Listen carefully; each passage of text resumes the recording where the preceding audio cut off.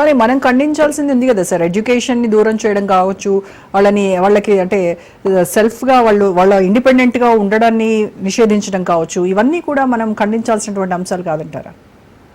అంటే ఒకటి మీరు ఇప్పుడు ఈ మర్డర్ చేసిన వాళ్ళు గత 100 మర్డర్స్ ఫ్యామిలీ మర్డర్స్ అంటున్నా, ఆడవాళ్ళు చేశారు అంటలేదు, మగవాళ్ళు కూడా చేసి సూట్ కేసుల్లో పెట్టేసి అందరూ చదువుకున్న వాళ్ళే కదా, అందరూ డిగ్రీ వాళ్ళు, చదువులేనో చేయలేదు.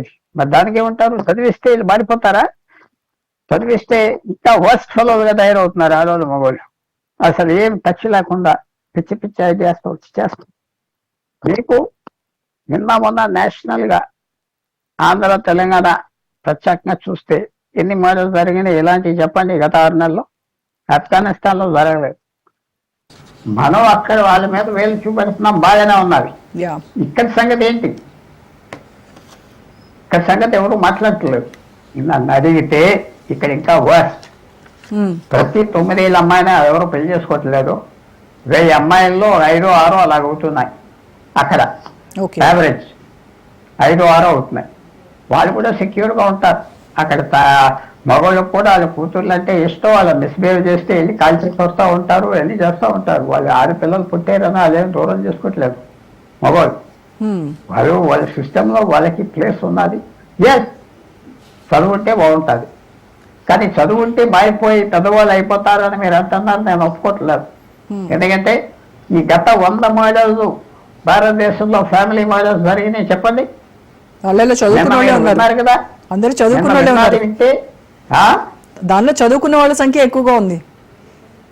మీరు మొన్న మీరెట్లో జరిగిన మర్డర్ గురించి వింటే తల్లి కూతురు చేసిన మర్డర్ తండ్రి చదువుతారు.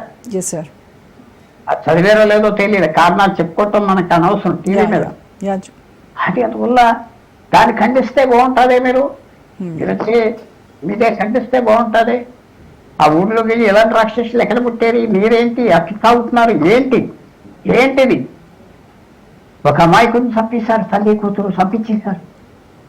ఒక అమాయకుడిని అన్ని ఇచ్చినోడు వాళ్ళకి, ఆ మంచివాడట, అది చంపేశారు. రైతు పాపం, అది ఎవరు అంటలేరు. దూరంగా ఉన్న తాలిబాన్ని మనం కొన్ని పాయింట్స్ చెప్పటం కరెక్టా? అయితే కరెక్టే, ఎందుకంటే డిబేట్ ఉండాలి, మనం చెప్పాలి, చదివివ్వాలి. కానీ అది తొందరగా జరగదు. ఎవరు వాళ్ళ జోలికి వెళ్ళరు కూడా, మీకు తెలుసోలేదు. అండ్ ఆఫ్ఘనిస్తాన్ మహిళలపై ఏ రకంగా అయితే జరుగుతున్న అన్యాయం గురించి మాట్లాడుతుందో రాజ్ న్యూస్, అలాగే మీరు చెప్పిన ఈ సోకాల్డ్ ఇన్సిడెంట్స్ ఏవైతే ఉన్నాయో వాటిపైన కూడా మేము ఖండించాము, మాట్లాడాము సార్. సో మనం చూస్తే కనుక మ్యాటర్నల్ మోర్టాలిటీ రేట్స్ పెరగడం కావచ్చు అక్కడ. At the same time women health care పైన రెస్ట్రిక్షన్స్ కూడా ఉన్నాయి. సో ఇవన్నిటిపైన అంతర్జాతీయ సంస్థలు ఏమైనా దీన్ని కల్పించుకొని ఏమైనా చర్యలు తీసుకునేటువంటి అవకాశం ఉంటుందంటారా? చేస్తున్నాయి వాళ్ళకి, ఎందుకంటే మీకు సాయం చేస్తాం, వాళ్ళకి ఇవ్వండి అంటున్నారు. కొంతవరకు అందుతున్నాయి, చేస్తున్నారు. భారతదేశం కూడా చేస్తుంది, మిగతా దేశాలు చేస్తున్నారు, కొద్దిగా హెల్ప్ చేస్తున్నారు.